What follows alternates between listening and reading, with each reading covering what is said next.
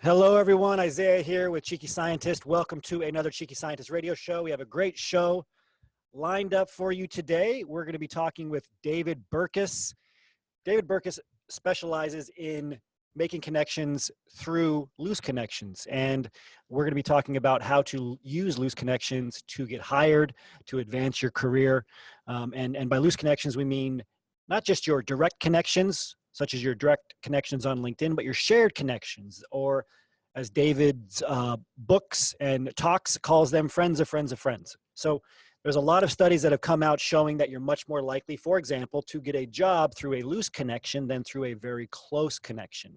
We're going to be digging into why that is, and we're going to be talking to David Burkus about this. All right, so we are going to bring on Jeanette for the Show Me the Data section. I see a lot of new people watching. Great to have you on the Cheeky Scientist radio show. I see a lot of our Cheeky Scientist associates here in the private group that only members get access to. Prachiti is here. Good to see you on. Zia is here. Good to see you on too. Jones and Jeremy, Francisco, Connie. Great to see all of you on as well. So I'm going to jump to the Show Me the Data section. I'm going to bring on Jeanette first. Jeanette, I think you can let yourself on. Hello. How are you? Good to see you. Thanks for joining. Awesome. Yeah, it's great to be here. And so we have a very special Show Me the Data section for today, all based on loose connections. Please do me a favor, if you're seeing Jeanette here, I'm going to move some things around on my screen. Do me a favor and say hello, Jeanette, in the chat box if you were able to see and hear her. Excellent. Hello. And let me share my screen. Thank you, Daria. She says nice bow tie in the chat box. Bow tie immune now. I've seen so many bow ties on you. Yes, there's always a new bow tie when we have Jeanette on. So great. I'm really excited to show the data today because I think it's, anytime we can create kind of a paradigm shift in your mind, change your perspective, show you that maybe what you're doing is the wrong approach and thereby save you time and help you get to your goal faster. It excites me. And one thing that you've maybe heard a lot about is that referrals are the best way to get hired. So we're going to talk about that first, but then we're going to talk about what kind of referrals, where do these referrals come from? What does the data show us? The first figure we're looking at here is sources of being hired. And this is from zarista.s3.amazonnas.com/item. We'll put the link in the post show notes, but it's an article that's showing the top source of hires. Referrals reign for hires. That's the subtitle. And what we're looking at on the y-axis is the percentage of applicants. And then on the x-axis are these different groups of applicants in terms of where they're looking for jobs, right? Different segments. Yeah, where the applicants came from. Where the applicants came from. So we have employee referral first, and then Indeed, LinkedIn, recruiter sourced, higher ed jobs, agency, campus recruiting, customer career site, Glassdoor career builder. Spoiler alert, most of them are very, very low, except for employee referral and Indeed, but there's some interesting things here. So can you walk us through especially the employee referrals, Indeed, maybe LinkedIn and recruiter source too? What does it show? And the last thing that I'll mention to help you, for those of you especially listening by audio, to get your bearings is there's 3 different colored bar graphs. So red is the first color, it's total applicants. Blue is the second color, it's total interviewed. And green is the third color, total hired. So Jeanette, I'll let you take it from there. Yeah, awesome. So I just love the way that this data is displayed. So the 2 that we'll really focus on, because like Isaiah said, they're the biggest, is when applicants come from an employee referral or they come from Indeed. So what you can see is that the total number of applicants, or like the percentage of applicants that come from Indeed, is 50%. Right, so half of the people are applying to jobs via Indeed, right? The website. It actually gets, some of the data shows it's like the biggest one right now. The most people are putting their applications through Indeed. And then if we look at employee referrals, it's only like 12% of people applicants are coming through an employee referral. And what this difference is showing you is that people are not putting the effort in to go and get a referral. Like most people are just submitting their resume online because it's easy, right? You just put it in there. So great, you applied, you feel good about yourself. But what comes next? Do you get an interview, right?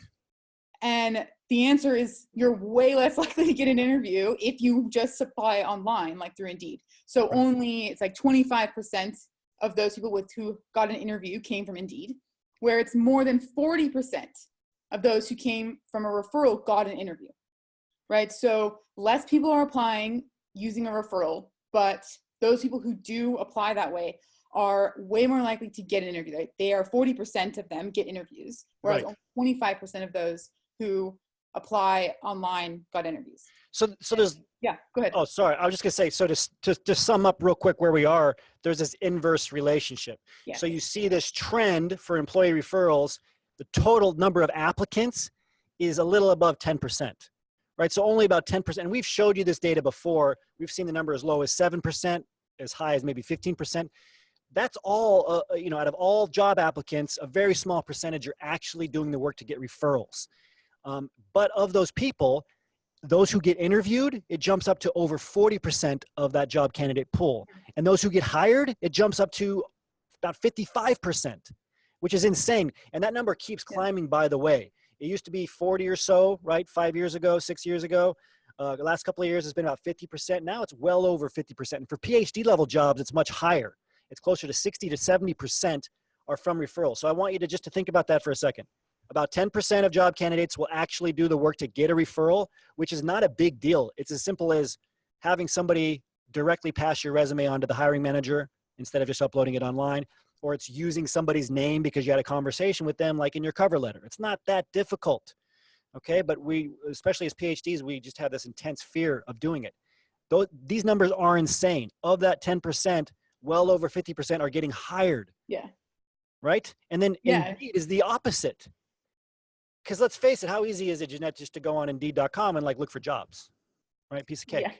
I mean, Indeed's like the right now in today's world, it is the most used online job board. And so this is what we always say is like job boards. Sure, they're easy. You don't have time in the lab. You want to just get online, get on Indeed. The software interface is very simple to use. You find a job you like, you upload your resume. And you think that you did something great in your job search. Again, it might get you hired for, a job at McDonald's, but for a PhD level job, and even in all jobs, which we're showing here, look at this. So 50% of the job candidates are just uploading resumes to Indeed. Those that are interviewed, it drops to almost as low as 20%. Those who actually get hired, down to 10%. It's almost exactly the reverse, right? Of the employee referrals. So, I mean, what are the key takeaways from this overall, Jeanette, beyond the obvious? Beyond the obvious one that you should really try to get an employee referral. I think it's just to show you that little, I feel like you get a little dopamine hit when you like submit your resume online, that you need to try to like refuse that, right? And tell yourself, this is actually not a good thing, right? I have just given myself a pretty terrible chance at getting this job, right? Whereas if I could do something else, if I try to meet someone new at an event, or I reach out to someone new on LinkedIn, that is where you should really be getting your like fuel for your job search. Yeah, and it just comes down to, being more strategic or more tactical. As PhDs, we need to look at this data and act on the data. We can't just do what everybody else does, what feels good, right? We're all human. It's really just biology. When you upload your resume on Indeed, it's all in your hands. You do get a dopamine hit because you close a mental loop. Like you get it uploaded and it says, congratulations, you uploaded it. Now you feel really good, like you closed a loop. When you reach out to somebody, right? You reach out for the first time to set up an informational interview or to ask for an introduction. It's open-ended. You don't get to close that loop. That loop being closed is reliant on the other person responding to you.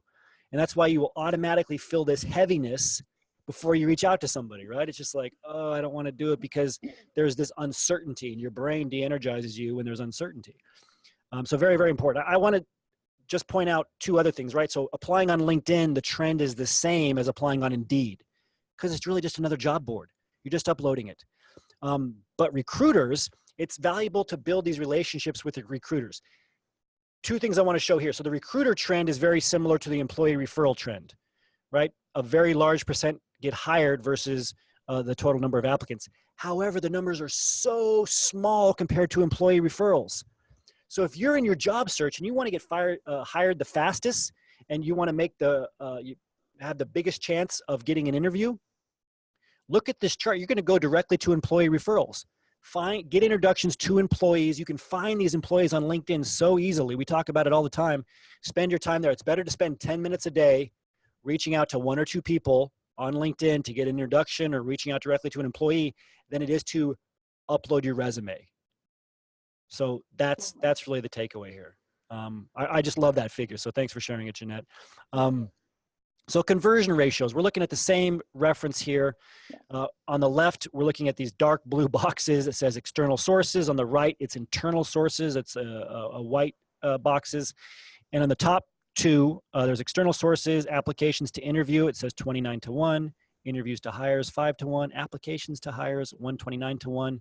And then the internal sources, applications to interviews, it's 6-1, interviews to hires, it's 2-1, applications to hires, it's 8-1. So what do these ratios mean? Yeah, I think the last one is my favorite. So that applications to hires, right? So external sources, that means 129 applicants, 1 hire. With internal sources, 8 applicants, 1 hire. That is a huge increase in your chances, right? It's like you just basically get to go to the front of the line. Right. And it's really quite extreme too for interviews, right? 5-1 versus 2-1. So you're like 50% a chance getting an interview if you have an internal source. And as soon as you get into that interview, that's where you can like really let them know that you're the person. It's like you have the chance to tell them. If you can't get to that stage, you can't even really, argue your point sometimes. So exactly. And then the similar comparison below, but here we're looking at the actual individual sources. Like, so on the external side, we're looking at Indeed, LinkedIn, Hire, Jobs, and you see a very similar level, right? So about 100-1 for Indeed, it's 130-1, LinkedIn's 148-1, but about 100-1 chance of getting hired. Internal sources, though, it's like single digits for the 2 that we've talked about: employee referrals 7-1, recruiter source 4-1. So Jeanette, I mean, the one thing I want to mention here is you have to think of the context too. I think too many PhDs waste their time reaching out to recruiters. Recruiters are not the gatekeepers that they used to be, okay? And very often they will treat you like a number. Their name of the game is just speed. They want to find the right candidate, get you hired. There's some great recruiters out there. We have some great recruiting partners. There's nothing better than a good recruiter, but there's nothing worse than a bad recruiter, a recruiting shark, as they're often called, who just looks at, they ask you a question. Do you need a visa? Yes. They hang up on you, right? Do you have industry experience? Yes or no? They hang up on you. They don't understand. They don't understand what PhDs have to value. They're not looking to build relationships. They're just looking for some quick data so that they can cut you out. And so I want all of you to stop, get out of the mindset that a recruiter is like this magical gatekeeper. Instead, start thinking of how to get access to employees, because you can't control that. All the employees are listed on LinkedIn for you. You find the company's name. You don't even have to be a premium member. It shows you who works there. That's magic for somebody like you who has research skills. So just find those employees and start connecting with them, getting introductions to them using loose connections, which is what we're going to talk about next. So Jeanette, the title here is Social Influence and Reciprocation in Online Gift Giving. I was talking to Jeanette earlier how I cannot say reciprocity. I said it, reciprocity. Oh God. In front of an audience. I'm always like reciprocity. So social influence and reciprocity in online gift giving. Thank you, Lisa Mary. It's a big win for me today. So it's at research.fb.com/WP-content uploads. We're just showing you where the figures are. We're going to put the link in the show notes. What we're looking at here is figures that kind of looks like what you'd see from, a study about how the flu virus travels through people, right? And these kind of studies always fascinate me, whether it's looking at emotions or behaviors and how they travel through social networks. I'm going to let you walk us through these 2 figures though, Jeanette. Why does it look like a study of a flu virus, and what are we looking at? Yes. So this study looked at, to give some context for what it is, a really small example of this rule of reciprocity, right? So what they looked at was what happens when people give or get gifts on Facebook, right? You can actually, I don't know if you can do it anymore, but you used to be able to give a gift on Facebook when it was someone's birthday, right? And that's what they looked at.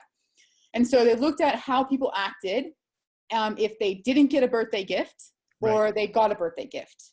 Were they more or less likely to then give a gift? So on the graph here, the one on the left is in red, and that's people who didn't get a birthday gift.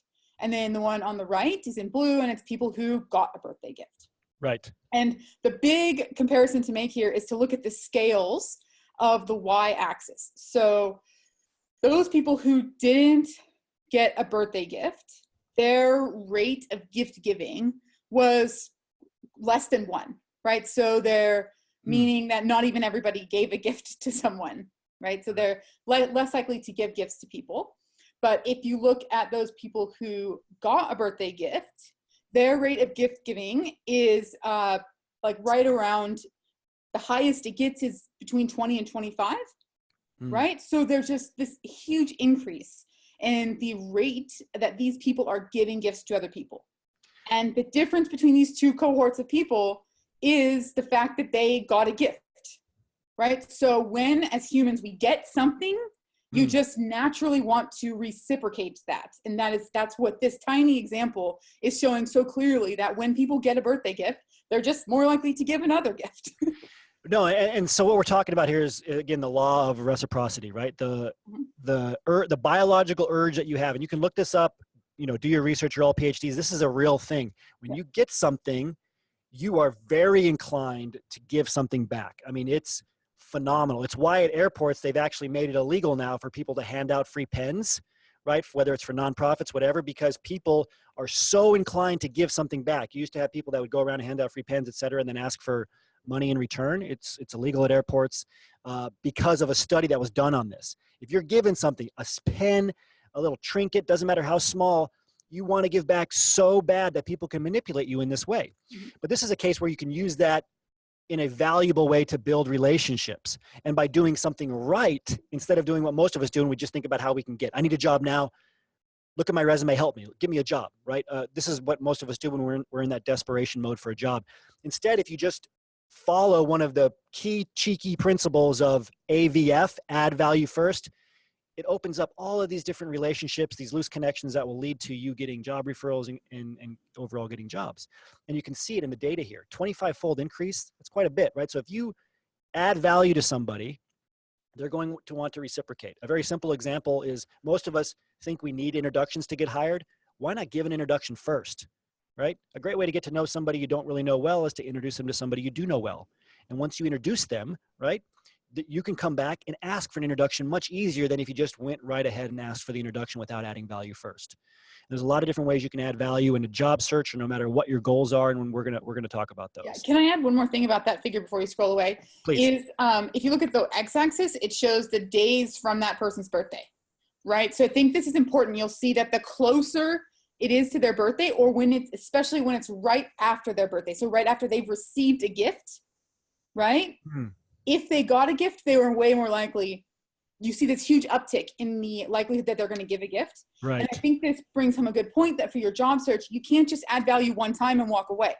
Yes. Right? It needs to be consistent. You need to be at the front of their mind, right? So as you're adding value, the value of that value add will decrease over time, right? Yes. So you need to keep refilling the tank. I think that's a really, what this shows really well, that continue to do that. Don't just do it once and then be like, I'm out of here.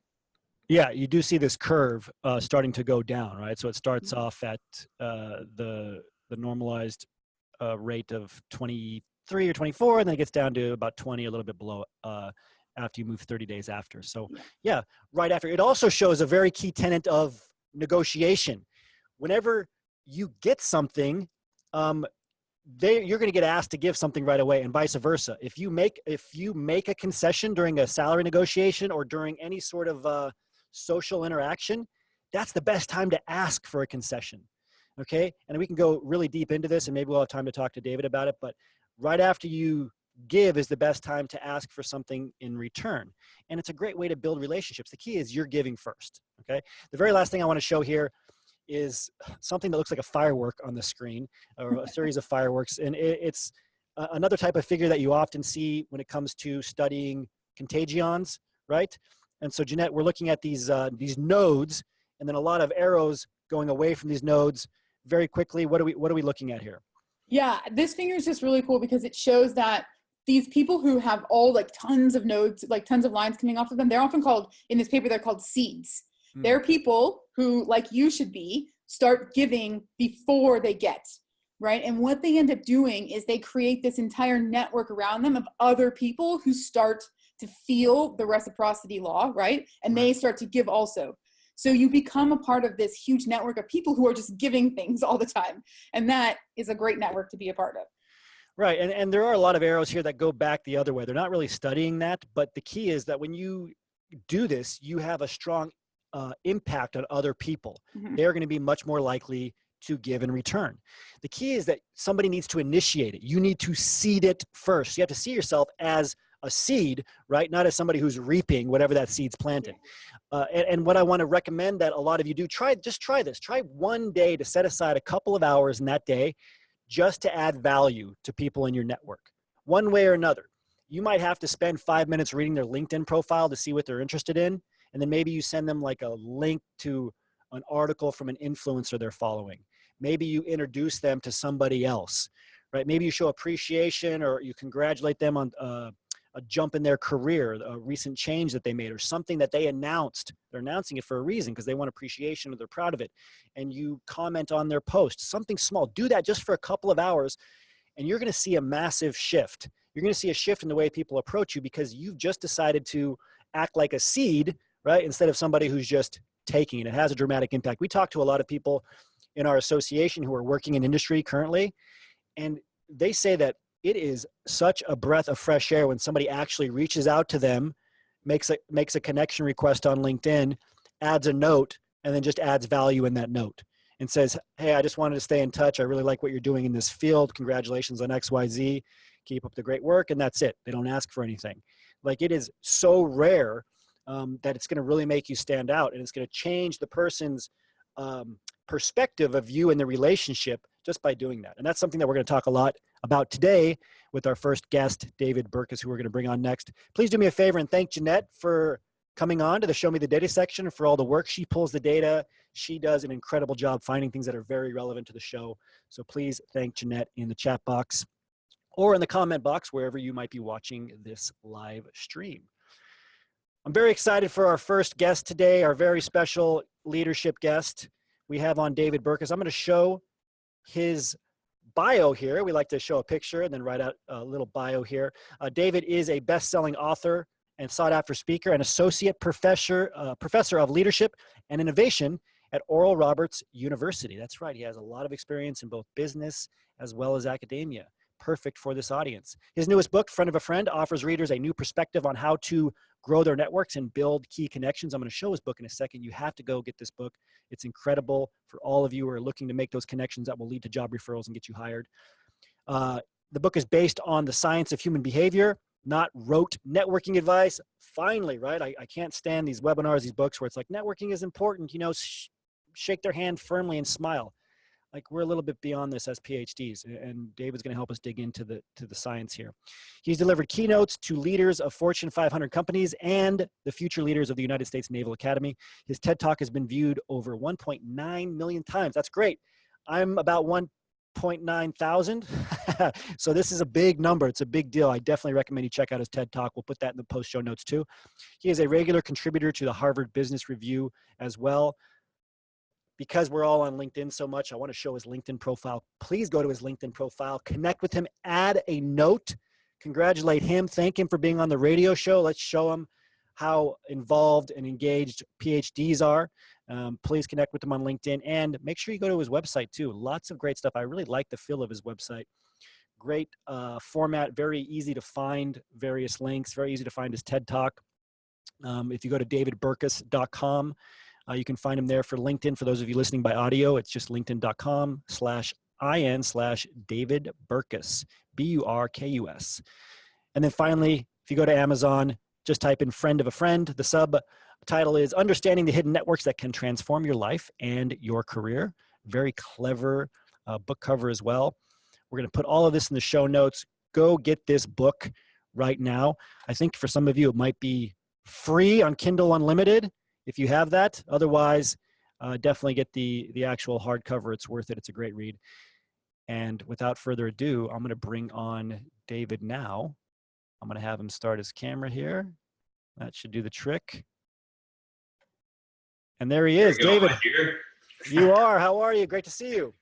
I'm good. Great to see you. Great to talk to you. How come we're not connected on LinkedIn? I noticed that when you pulled up my profile. I don't know. I haven't done what I'm telling everybody else to do. I got to send the note. I'll send the note. I'll add value right after, I promise. Love it. I'm disappointed I didn't send one to you earlier. That's my bad too. So, yeah. We should be connected. I know we've had to change. We were trying to get David on for quite a while now as we were building out the infrastructure for the radio show, and he was kind enough to reschedule a couple of times. So do me a favor, everyone, and just say, for those of you that are our special associate members here in Zoom, say hello to David if you would. That'll also let me know that you can see and hear him. David, great to have you on. And I have so many questions. I wrote some of them down, but the first one I always want to ask, whenever somebody has a new book out, I know how big of a project a new book is. There's always a strong reason why behind it, right? Because it's such an intensive undertaking. What was the reason why you wrote Friend of a Friend?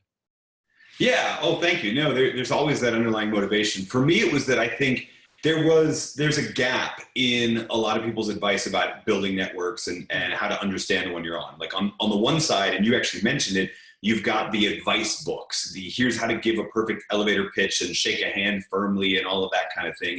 And like those are great, but they're pretty basic, and there's a limit on them. And then there were I call them the fascination books, the books by actual network science researchers, Nicholas Christakis and James Fowler, Duncan Watts, and those people. And they are very much like, here's how human networks work. Isn't this fascinating? But nobody was standing in that gap, right? Nobody was like, well, if this is true, then what does that mean for people who are actually out there trying to grow their network and build their network? So that was the idea, was to create this sort of bridge, or literally to plug the structural hole between the advice books and the fascination books. In particular, to rewrite some of the stuff on the advice side, because a lot of it is, advice is autobiographical, right? And so unless you're that person in that industry, or you have a really similar personality or background to that person, right, that his or her advice to you isn't all that worthwhile. But if you can figure out what's universally true about all networks, you can build out your own, oh, these are the steps I need to take moving forward. Yeah, and that's why I really love this book. And again, you should all go to Amazon and check it out, because as PhDs, that's the gap that we're missing. And that's why most of us don't start networking, because we'll study it from the academic angle, the fascinating, like, wow, it does move through networks and these things are cool and it is like in Contagion, or, shake a hand. But what is that middle where you can go through a step-by-step a protocol, right? For many of you, what's that protocol, that methodology? The other question that I have to kind of set the stage here, a lot of people watching right now, believe it or not, think that networking will not work for them, right? They think that networking is too painful, or it won't work. It doesn't make sense. It's this hokey thing. I have to be honest. I got into academia originally because I never wanted to have to network or rely on the power of pull. I wanted to be solely responsible for my career progress. But then you learn, even in academia, right, that these relationships matter. The people that rise to the top, even in academia, are the people that are the most well-connected. So can you help us understand why networking might be important and why it actually does work and matter even to PhDs? Yeah, and here's what I'll say is, the bad news is that, like, you're already in a network, but that's also good news, right? I even saw it in the comments already, someone saying networking feels awkward. That is true. And there is solid research that even says that people who are asked to think about a time when they have to make a professional connection are more likely to have subconscious thoughts of wanting to get clean, right? So networking literally does make people feel dirty. I get it. The challenge, I think, for a lot of us is that we're narrowing down our definition of networking to just making new contacts, meeting total strangers, going to that cocktail party, doing the shake the hands thing, press and flesh, trading business cards, that kind of stuff. And the good news, like, that feels awkward. The good news is it's actually pretty ineffective too. I think a better perspective is that networking is anything that we do to understand and navigate the network that we're already a part of, right? So you are already embedded inside of a network. And the way that I say it a lot of times is that the best frame of mind is you can't grow your network, can't improve your network, can't build your network, all of those trite phrases, because you don't have a network. It's not yours. You don't own it. You exist inside of a network already. Your job is to figure out where you are in that network and then how to go and be connected to the people that you want to be connected to. The best way forward through most of that is with people that you already know or people that are kind of one introduction away. So if those things make you feel sleazy, you have my permission to skip those events entirely from here on out. You just have to replace them with things that we know actually help people navigate the network that they're already in. Well, so let's take an example then. So you say start in figuring out where you are in your current network. That's where you want us to start, right? So let's say we have people that are in academia. They know people like in their lab, their classroom. They have like an academic network. So how do they start from there? Yeah.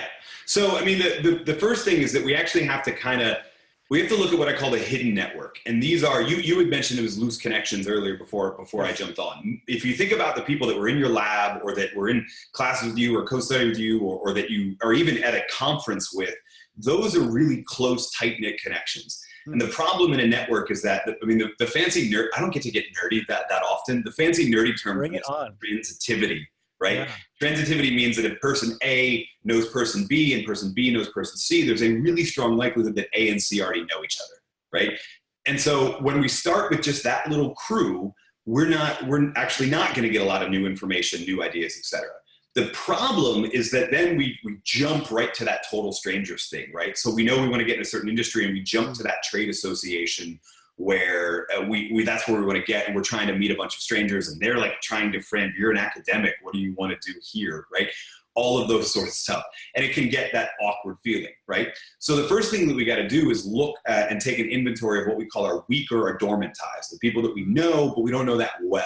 I like to think of these, if you want to use an academic track, these are the weak ties that you were in undergrad with, right? Because they went off into industry. Or the people that failed out of your grad program, right? Yes. Failing may not necessarily be a bad thing because you're trying to make the transition. And they may just be people that already made that transition that you just haven't talked to in a while. And the process of sort of rewarming those connections is going to go a whole lot further. And, you talked about it a bit with the gift giving idea, and we can settle down there. That's sort of strategy 1. Strategy 2 we'll call exploring the fringes of our network. But yeah, so we stop on this reaching back out to weak and dormant ties thing. That's like step 1, and it's really powerful. Yeah. So, and we talk about this a lot. Like there's somebody in your network right now who can give you a job referral. Just for those of you who are on that are most likely looking to take that next step in your career. Somebody is there right now, but they're likely dormant. Okay. So that is what David is saying. How do you find them? You just start rewarming up these connections you've had. We talk a lot about accessing your alumni networks. That is something you have at least 2 alumni networks as a PhD, your undergrad and grad. You might have 3 if you're a postdoc. You go on LinkedIn, for example, linkedin.com/alumni, you can find everyone who ever went to your school. There's an automatic built-in kind of rapport like David's talking about. So that's the one example. And then finding out people who went, that person down the hall or in the other classroom, that PhD that was there your first year, who went to go work for a company, right? Again, that's another alumni network, but I think warming those up is a crucial first step. The second step, what you just alluded to was, you said either gift giving or looking at the fringes. So where do we go next? Well, so I would put the gift giving thing as part of that first step of rewarming, right? And there's other things that you can do too. Like so alumni networks is a great source. I actually tell a lot of people, like if you're already active on things like LinkedIn and Facebook, that's awesome. Pull up your list of connections and then scroll all the way down, because most of those are sorted by frequently contacted to unfrequently contacted. Or if you use like Gmail, if you're like me, you never clear out your sent messages, right? Which means that there are sent messages from 5 or 6 years ago in there. So if you bother to scroll all the way down, you're gonna see names that like, I haven't thought of that person in forever, right? So once you have that sort of target list, it becomes that gift giving is a way to do it. Just what I actually like to say is, okay, sorry, you guys are really distracting me with the scoping out my bookshelf thing. It is pretty off. Thank you. I'm reading all these comments and whatnot. Sorry. So what I like to do is actually you make out that list of what your targets are, and then you just get in the habit of keeping an open mind, trying to keep them at the forefront of your mind. You read an article that mentions the company that they might work at, or you read an article that reminds you of something that you talked to them 3 or 4 years ago. If you have nothing else, I will tell you, this is the easiest way to jumpstart a conversation. If you have nothing else to do and you don't have a lot of money to give random gifts to lots of different people, send them an email that just says this: hey, I was thinking about you today and I hope you're well. No reply needed, and then just sign it. Now why does that work? That works because only the most like awkward, toxic people would be mad at you because you were thinking about them and wanted to send good vibes. The no reply needed sends a little signal that you don't have an agenda. You're not trying to recruit them into your like network marketing thing. Like there's no agenda here. You're just wanting to catch up, etc. They will almost always reply. Like when I tell people to do this 8 out of 10 times, they come back to me and say, yeah, they totally, they replied and we had this great conversation. But people love to just hear that you were thinking about them. If you literally were thinking about them instead of just you were thinking about them because you saw them on your LinkedIn list, right? Then it's even better because you can tell them why and you can jumpstart that conversation. But it'll serve to jumpstart conversations and it'll reset what I call sort of the clock of awkwardness, the longer period of time or the stopwatch of awkwardness, right? Longer period of time you go between interactions, the more awkward it is for you to reach out to them or them to reach out to you. And that's all you're doing at first is just reset that clock with this little well-wish. It may turn into a conversation. Even if it doesn't, it's an excuse to keep up with them moving forward. So in addition to gift giving, that's one of my favorite things to tell people to do. And I'm seeing some comments and I know what a lot of you are thinking. First of all, this does really work. It's that simple. And we've talked about, like, if you reach out to somebody and tell them happy holidays during a holiday, whatever, it can be such a short thing. You don't need some dramatic reason to reach out. You can say you were just thinking about them. If that sounds weird to you, I know we have people from different countries, et cetera, and you're like, I would never send this. That's probably your weirdness. Other people aren't going to worry about that, especially non-academics, like just saying reaching out, just saying you're reaching out because you were reading an email from, an email came up from the past or something like that is a very good strategy. If the thinking about you part is weird, just recall your last interaction with them and just say you were remembering the last time you saw them at this conference. You were remembering when you were talking to them by email about this. Hope they're doing well. I love what David said about no response needed. It's like you're giving them the gift of freedom. It's a great way to add value. They don't have to do anything. You're literally just giving them something nice. They don't have to do nothing. That's what makes it seem like a gift and kind of plants that seed of reciprocation for later. So, okay, yeah. So now we're at the gift giving, the simple messages. Where do we go from there? So we've rewarmed a lot of those connections, and one of the most potent things that they can be for us is if they already work at a target firm, great. But if not, they can help us explore those fringes, those people that are 1 degree of separation out. I'm a total nerd, and so I've been fascinated by the fact that we have proven time and time and again this whole 6 degrees of separation phenomenon. We also know that Kevin Bacon's not all that important to the 6 degrees of Kevin Bacon because anyone's network is so resilient that you have those.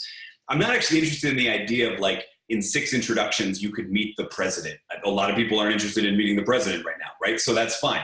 What I am interested in is that if there are 7.5 billion people connected by 6 degrees, then think about how many millions or tens of millions of people are 1 degree out. Most of the professional network that you need is probably already 1 degree out, right? So what I encourage people to do, rather than do the sort of LinkedIn stalking where you look up the company and then you see this person's a 3rd degree connection and you try and build a path.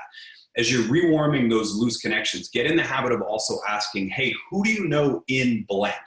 Which is an open-ended question. It'll invite a couple different things. The first thing it'll do is it'll get you probably 2 or 3 names. And when I say blank, blank is the industry, the city, the company. It usually works best with industry in the case of trying to transition industries. But who do you know in blank, this industry that I'm trying to get into? You'll get 2 or 3 names. You're likely to get names that person's already comfortable introducing you to, right? Every introduction is also a recommendation. If I introduce Isaiah to someone, I'm also vouching to that other person that Isaiah is worth talking to, is worth spending time with. And if you turn out not to be, that harms me as the person introducing them.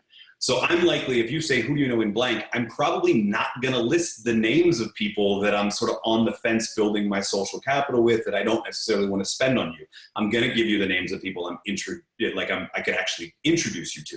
Yeah. So now you've got lists of names of people that you could get connected to if the time comes. Don't ask for the connections right away. What I like to do is ask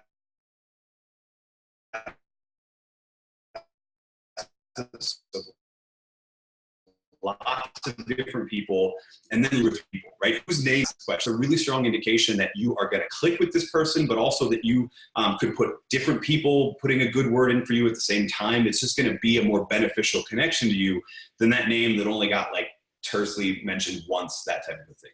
So who do you know in blank? It's a great question for exploring that 1 degree of separation out and getting way more names that are in that industry that you're looking to get into. Absolutely. You know, and we talk a lot about, just to draw a parallel, at the end of an informational interview, always asks, is there anyone else that it might be worth me talking to about blank, right? Another type of open-ended question. These scripts are really powerful. If you just rephrase things slightly differently, make it a non-aggressive ask, right? Where you're getting too specific and you're asking for them to like physically help you do something. It's much easier to keep your network building. So I want to talk to you a little bit more about these scripts. Someone like you is going to have a lot of different scripts that just have that magic turn of phrase that'll have people open up. Is there any other open-ended questions or different ways to say things that you've seen really benefit people in terms of networking? Yeah, I mean, I'll say, who do you know in blank is one of my favorites. And of course, there's been a couple people in the chat talking about how this phrase and this phrase is awkward. You're going to have to rephrase it in a way that you're comfortable with. I guess my other big thing in terms of turns of phrase that can work really well is, let's say you did go to that networking event, that conference, that meetup. You're working your week in dormant ties, you're exploring the fringes, but you want to scale it up by going to a lot of those events. Well, ironically, some of the best questions you can ask at those events, and we know this from the research, are questions that are non-work related, right? And you might get really excited because you serendipitously met someone who works in the industry that you work in, but your goal in that first meeting is to build rapport, right? And the best way to do that is what in network science is called multiplexity, which is this fancy term for the idea that the more context for connection we have with someone, the more likely we are to build a relationship with them, the more likely we are to stay in touch with them, which is crucial. This pinging them on a regular basis thing is a crucial part of this. And that happens when you get to know and make a lot of different connections, when you explore them from multiple different angles, right? Another term that's used instead of multiplexity is uncommon commonalities. You're at a trade association event for this thing, but it's the people that you actually find something other than that in common with that you're going to build the deepest relationship with. And by the way, being an academic trying to get an industry, you're not going to have a lot of work-related commonalities off the bat anyway. Right. So I encourage people, drop questions like, what do you do? Drop questions that are work-related, and actually ask non-work-related questions, or ones that could be answered open-endedly. Like, one of my favorites is, what excites you right now? Yes. Which can mean work-related, or it could be that my kid just started soccer, right? It could be that. Or what are you looking forward to? It's another way to phrase the same question. What's the best thing that happened to you last year? All of those. I'm, again, sort of nerdy, so if I'm feeling like a click with someone, one of the questions I like to ask before we sort of let them go and go off to a different conversation is, who's your favorite superhero? The reason being, everybody has a favorite superhero, or they hate superheroes. In either case, there's a story behind it, and that story lets you get to know that person in a way that's a little bit different than them. There's also, there's some good research on just the idea of keeping questions going to them, being that they'll like you better, because, we always think that if we only talk, Isaiah, if you and I only ever talk about Isaiah, you're going to walk away thinking, I'm a great conversationalist. All I actually did was keep the conversation focused on you. But more importantly, you build that multiplex tie and you find additional ways to keep in touch with that person, right? If you told me your favorite superhero is Spider-Man, then come July, we have something to talk about because the movie is coming out. And even if that's what I send you, instead of a work-related little ping to my loose connection that I met, that can be hugely beneficial. But you only get that by asking these sort of multiplex questions. Absolutely. And you heard two things there that we talk about a lot, right? Asking a question that's open-ended about what they're excited about and looking forward to. What's going on in your life you're excited about? That is by far going to get you an incredible response, much more than, what do you do for work? Right? And a lot of cultures don't like you asking about work when you're at networking events. Sure. And so I think that's a great question. I also think what you said about, and a lot of people don't understand this, but you don't have to say anything to impress the other person. The more you get somebody talking about themselves and what they're excited about, the more they like you and the better they remember you. There's so many studies on that, like David discussed. So I highly recommend that. Last question, David, is, what about people who don't have time? I know you've written about this before, whether it's new parents, people who are finishing their PhDs, people in general just don't have a lot of time to network. What strategies do you have for them to actually start getting ahead in this way?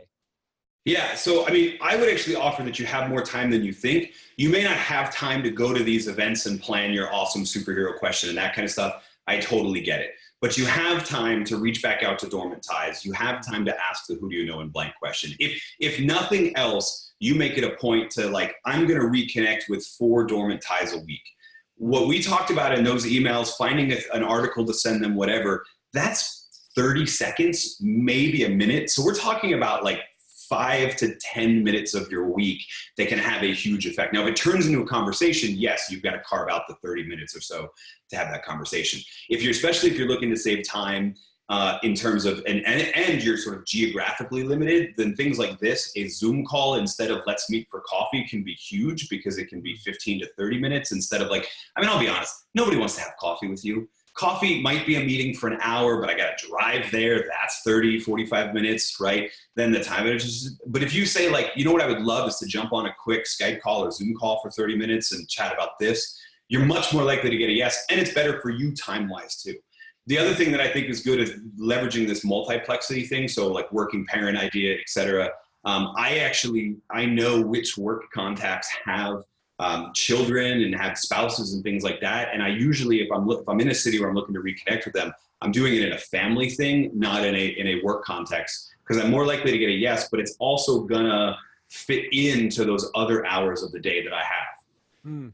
Yeah, well said. And I think no matter what you're up against right now, right? Maybe you are trying to get a paper out, you're trying to graduate, et cetera. There are these small things that you can do, like David said. David, thank you so much for being with us. Really great to have you on. And I'm very excited to have some of our attendees read your book. Is there anything else that they could check out if they're just starting to get into the world of step-by-step, scientific-backed networking to get a job? Yeah, so I mean, the book is chock full of that, so I would check that out. I saw a couple people in the chat asking about certain questions, and so there is an article, if you just search David Burkus 8 questions, you'll find it. It's an article that I did for HBR on 8 questions you can ask instead of what do you do. So that might be a good quick read on that scripts element. The book is going to be chock full of those network science. There you go, you already found it. It's going to be chock full of those other insights. So the combination of those 2 things I think will be really, really good. Excellent. I'm definitely going to check out this article. Wow. And I love this cover. Was this, how many cover revisions did you have? I had nothing to do with it. That was actually the in-house designer, and that was her first idea. And I was like, done. Don't even change the color scheme. I love it. I love it. I love it too. I love it too. What's your favorite chapter of this book? Like, what's the chapter you've had the most feedback on in terms of people just saying? So I usually get the most feedback on that See Your Whole Network chapter 2, and the Strength and Weak Ties. Me personally, my favorite chapter is chapter 7, which is about preferential attachment. It's that idea that, you know, those seeds, those nodes in the diagram you showed earlier before I came on, we call those super connectors a lot of times, and it's tempting to look at those people and be like, oh, the deck is stacked against me. What preferential attachment shows is that the more connections you get, the easier it gets to make new connections over time. So it may feel like you're pushing a rock uphill, but preferential attachment shows that eventually it starts going downhill and starts working for you too. So that one gives me the most hope. That's why it's my favorite personal. Excellent. All right. Great book. It's called Friend of a Friend, David Burkus. David, thanks so much for coming on. Better than we could have imagined. Really appreciate your time. Thank you. Oh, thank you so much for having me. All right, please thank David in the chat box if you have not. Wherever you are watching this, please say thank you, David. Please reach out to David by LinkedIn and say, hey, I'm a PhD. I saw you on Cheeky Scientist Radio and I want to say hello. Maybe you'll get a free gift. We're all about gifting today. So go ahead and do that and check out the book, Friend of a Friend, too. We're going to jump right into our next guest, Disha Nath, who I just found out we like to shorten her. I guess she prefers her name shortened to Disha instead of Dishari. And I'm going to share my screen one last time here. This is our final guest. We're going to be talking. I think Evgenia is ready to come on. Oh, okay. We're going to bring on Evgenia first. Great. We didn't know if we were going to get Evgenia. So Evgenia is at a conference. She is a medical writer, and she is the program leader of the Medical Writing Organization. She's actually at which conference? Let's find out. I'm going to make sure she can jump on here. Evgenia, you should be able to pop on now. And let's see if we can get her on here. I'm guessing she's on mobile. It might just take 1 second. There we go. That button might help you, Evgenia. There you go. Oh, you're at the hotel. Okay, so it's Much easier. Can you hear me okay? Yes, I can hear you perfectly. Which conference are you at? European Medical Writers Association conference. They run 2 annual conferences, and this time I'm in Vienna in Austria, and this day has been already amazing. And yeah, I'm really excited to be here. Like, I'm running off to a editorial board meeting dinner thing. Wow. But I really wanted to be here at least for a couple of minutes. Yeah, thanks for jumping in. So we wanted to see if we could get Evgenia, even though she's at a conference, because our new advanced program, the Medical Writing Organization, is opening on Monday. Evgenia has worked long and hard on this for about a year. I mean, it's finally here. It's always exciting when we get to that point of being able to bring a new program. There's been a high demand for medical writers right now, and it's an umbrella term for so many different positions in science communication. We found one of the leading experts in this field, Evgenia, whether she believes it or not. She's on the editorial board. She goes to these conferences. She's been in the field for a long time. Evgenia, 2 quick questions while I have you. First, give us something cutting edge that you've learned at this conference about the medical writing field. What's something that you learned that excited you in this past day? Is this the first day of the conference? Yeah, it's my first day. And actually it's funny because this is the first, and it comes like very, it kind of like binds very well, like with the networking that you were just talking about. It's like, this is the first time that I'm here just for networking, and actually I'm running an event tomorrow morning. Wow. But like, I'm not taking any workshops. I'm not doing any of the technical stuff. Yes. And it has been amazing to connect to people, like those who I knew from other conferences and this time. And I totally agree on like connecting on a personal level. You know, like I find that I build my trust by sharing personal things with people within my network. It's like, it's so amazing. They just like connect with you without the need to like justify what are like your skills, what's your experience, what you've been doing. They're just there and you can feel it. Yeah. And, you know, I think like this time, this is one of my biggest takeaway messages, kind of like really being here and connecting with people and like being present, like really being with the person that you're talking to, even though it's like 5 minutes or half an hour. And are you amazed by how many people are in the medical writing field now and how fast it's growing? What are some of the differences do you see? Do you see a lot more engagement this year? I see more engagement. I see more people at the conference. And maybe what's happening now is that the trend is more that people is coming maybe for a day or 2, because this is a 5-day conference. Wow. So like, well, like 3 or 4 years ago, it was more like people coming for the whole conference.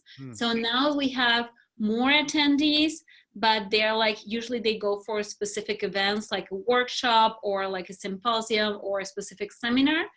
And yeah, and also like there are like so many different trends within medical writing, and like now one of the things that I've been talking to someone like during lunchtime today, it's the trend towards like more like what's going on in the artificial intelligence and digital health realm, which is amazing because like for some medical writers, it's kind of like quite scary what's going to happen in that field.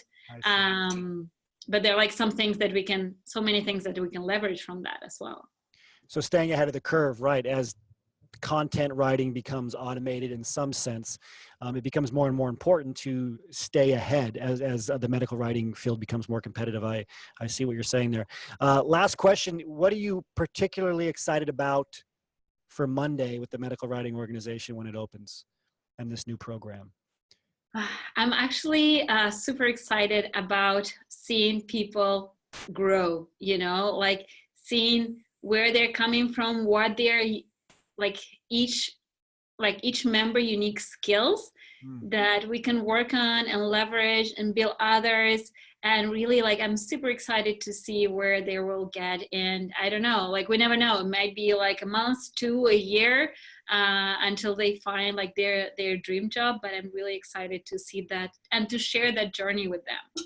Yeah, and there's just a lot of different roles right now. I mean, I know you've mapped it out in the program, but the different sectors, the regulatory writing, the medical communications, education, all different types of jobs in the scientific communication field. And it's very, very popular right now, very hot, right? You said the conference is bigger than ever.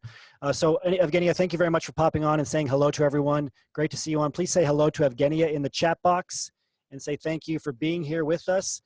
You will hear more from her on Monday if you're on the medical writing organization waitlist. Thank you, Evgenia. Thank you.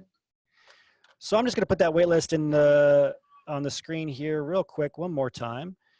Please do me a favor and say thank you to Evgenia if you you're able to see her. So just say thank you to Evgenia if you would. And then one more time, this is the page, the medical writing organization.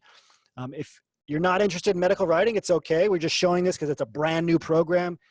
It's a year of work goes into these programs because we build them out to have a completely separate dashboard, a separate board, as in board members, because we give board back certificates to our advanced programs. It's been built out. It's excellent. It's one of our highest level courses. There's 6 modules for this course. If you want to learn more about it, just go to this medical writing waitlist page, cheekyscientist.com/MWO-learn-more, and put your name on the waitlist. Just put your name and email in, and then you will get all the information about the program when it opens up on Monday. Okay, so we're going to jump back here to Dishari Nath. She did her bachelor's in biotechnology from India, and then a PhD in biomedical sciences from SUNY Upstate Medical University in Syracuse, New York. Towards the end of her PhD, she realized she wanted to get into a communication-based role in industry. She joined the Cheeky Scientist Association, and then she got her job recently as a science writer. So we have this theme, obviously, under the medical writing umbrella. Dishari is a science writer at the Journal of Visualized Experiments. This is an industry company also known as Jove.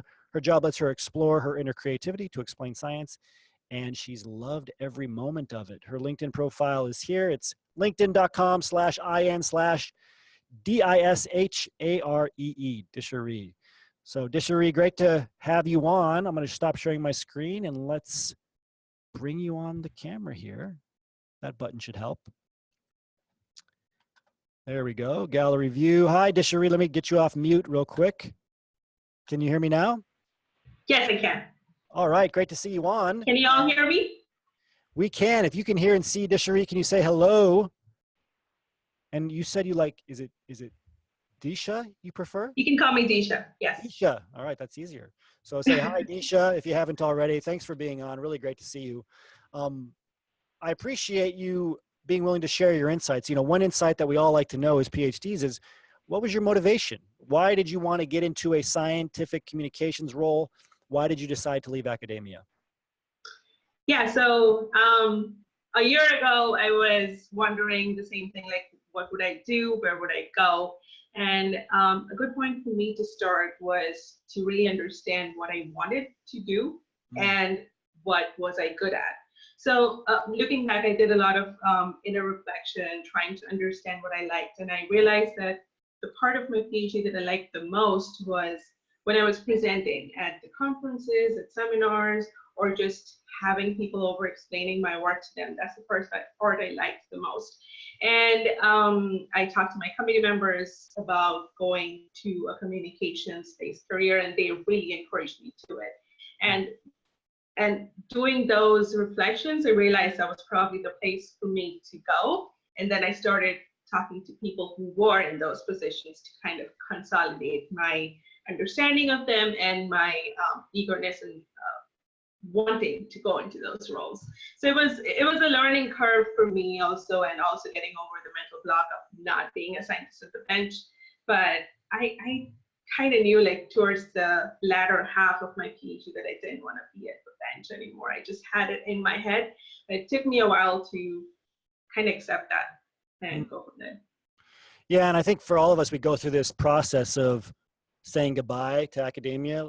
And what helps you say goodbye is having something you're excited about, right? So you zero in on these career paths. That's why it's so important to first figure out the professional lifestyle you want, and then to start matching job titles to that. Don't search for the job title first, figure out what you want to do on a day-to-day basis. And that's what Disha did.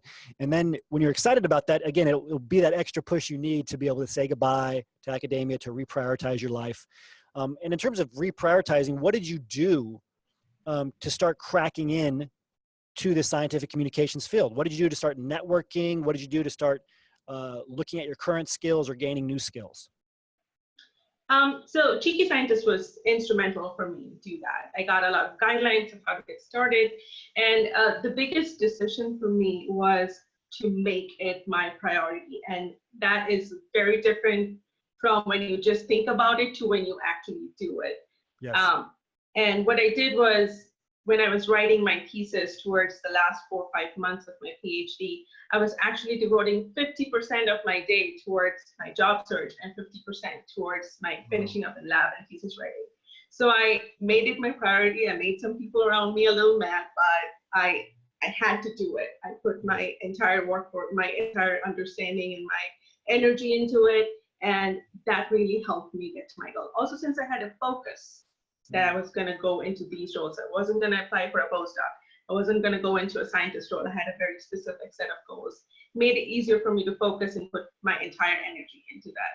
So it's once you make that commitment, you would see it through. Well, good for you. Yeah, because I think a lot of us, and I know a lot of us that are watching here, we haven't made that shift. We're scared to reprioritize because we're like, I can't possibly not spend 100% of my time finishing my thesis, or I cannot possibly spend 100% of my time making my PI happy, or TAing, or finishing my paper, my postdoc, et cetera. But you really have to, and it should be at least half. I'm really, really proud of you for taking 50% of your time and putting it towards your job search, because nobody's going to carve that time out for you. Until you carve out that time to dedicate to your career and your job search, all you're doing is helping other people's careers, whether it's your advisor, the PI, et cetera. So you really have to do that. So you started carving out that time. That is the first step, making a decision to say, I'm going to set aside time to do this. I'm going to make this a priority. And then you started filling it with different activities. So I want to dig into the networking piece again. I know networking helped you in terms of your career. What did you do networking wise? What actually led to you finding the position? It's funny, me coming after David work today to talk about this, because I did get my job through a friend of a friend. So that was like, when I saw it coming, I was like, wow, this is perfect sequel to it. Yes. So I actually focused a lot on networking, and by networking, I actually did what David was saying, was to reach out to my loose connections. So I reached out to a lot of my alumni from my undergraduate as well as my graduate school. And I remember I reconnected with a lot of my friends from back in undergrad who are right now in US in different industries. Yes. I spoke to them. I remember one of the alumni from my current graduate school who helped me a lot with my resume. Like, she is one of the reasons I got an understanding of how much I needed to change my resume for the job. So I'm really grateful to those people. And the person that I got my job through, I had met her at my friend's place once, and my friend's wedding a second time. I had met her twice in my entire life. And when I heard that she used to work at Joe at my company, and I reached out to her asking about the company and how she liked, and she was an ex-employee. Honestly, I wasn't expecting a referral. I just wanted to know about her and her work and the company. And it turns out she knew the director of my department. And she connected me with him, and I got a director referral, honestly, to get into the job that I am right now. So it was, I didn't think I was going to get a referral. That wasn't even my intention. I just wanted to learn more about the people in my network as well as the work they do, and that led to where I am today. Yeah, and I think that's the approach that you need to have, is I want to get to know more people. I want to learn more about the position, instead of having this approach of I just want to ask for a job or have somebody give me something. Come to it with more of a discovery mindset. And a big part of this is doing it well ahead of time. I mean, what's amazing about your story is you finished your thesis and transitioned right into industry. A lot of people think that they need to do a postdoc or they have to have this in between. You don't.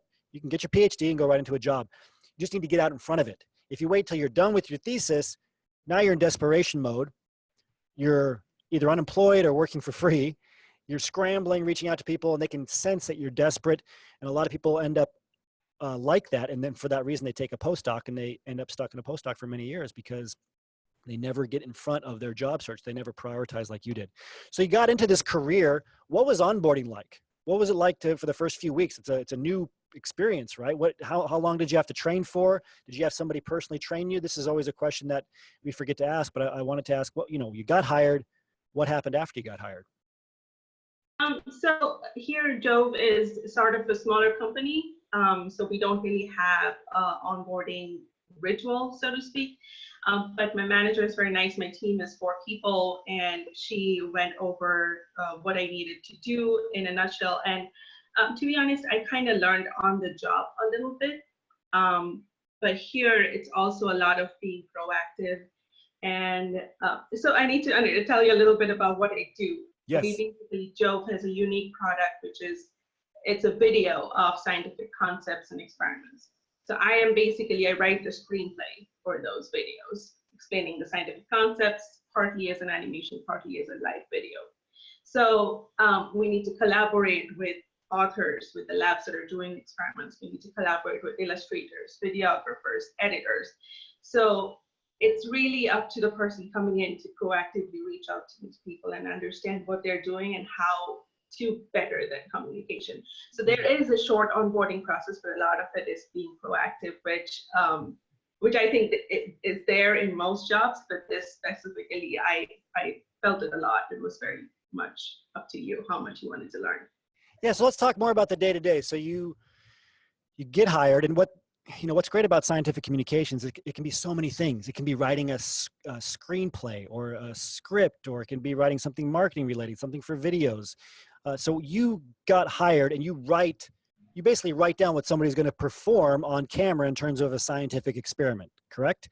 Right. Can you talk a little bit about how your days divided up, right? Do you have a certain number of meetings per week, or how your week's divided up, I guess, certain number of meetings per week, how much time you spend writing, et cetera? What does your day-to-day, your week-to-week look like overall? So it varies a little bit onto the day-to-day, but I am in charge of different parts of each project. So I am first writing the script for people acting out. I'm also writing a script and a storyboard for an animated concepts part of the video. So after that, I'm collaborating with videographers to make sure I'm communicating my information to them. Then I'm looking over the footage and the animations once that's coming back to make sure that everything was done correctly. And after that point, we're going back and forth with the editors to make sure the finished product matches what we wanted. So on a day-to-day basis, I'm either focusing on one or more of these parts of multiple projects at a time that are at different phases of their development.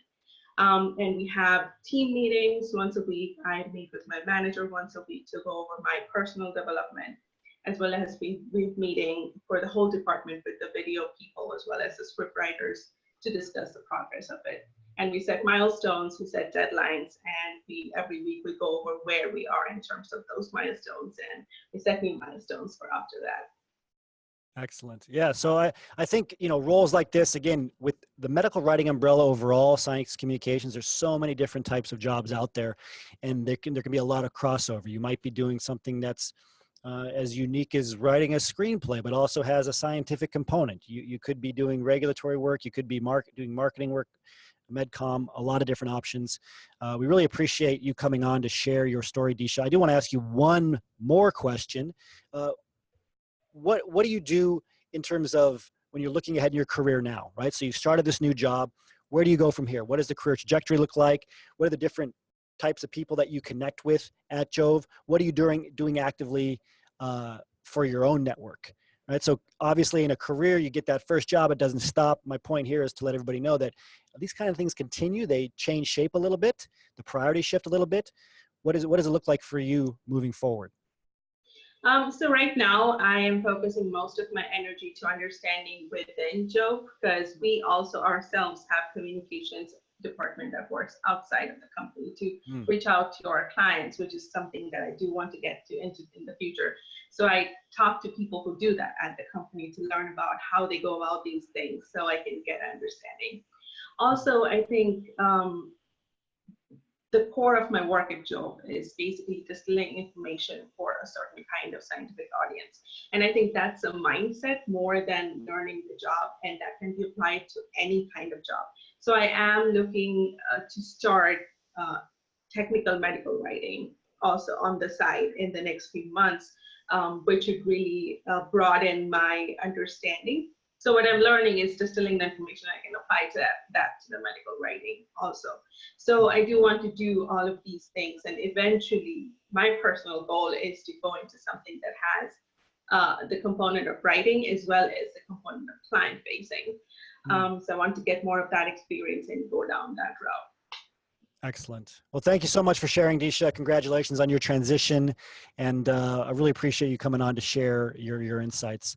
Please do me a favor in the chat box or wherever you're watching to say congratulations to Disha on her recent transition and for sharing her career path. One thing we try to do for every radio show is discuss a unique career path that a PhD is on. We discuss their transition, what they do day to day, and where they're headed. So again, thank you, Disha. Great to see you. Have a great rest of your week. Thank you. Great to be here. This takes us to the end of this public portion, the public portion of the Cheeky Scientist radio show. I want to thank you all for coming today. Today's radio show is all about getting hired through loose connections. Special thanks to David Burkus. Make sure you check out his book, Friend of a Friend. Special thanks to Disha for coming on and talking about her career in the scientific communications field, which is under that larger umbrella of medical writing. If you are interested in an advanced course on medical writing, make sure you go to the Medical Writing Organization waitlist to learn more about the program. It's cheekyscientist.com/MWO-learn-more. If you want to learn more about getting hired in industry overall, more about the Cheeky Scientist Association, just go to PhDsGetHired.com, PhDsGetHired.com. As always, remember your value as a PhD and start thinking and acting like a successful industry professional.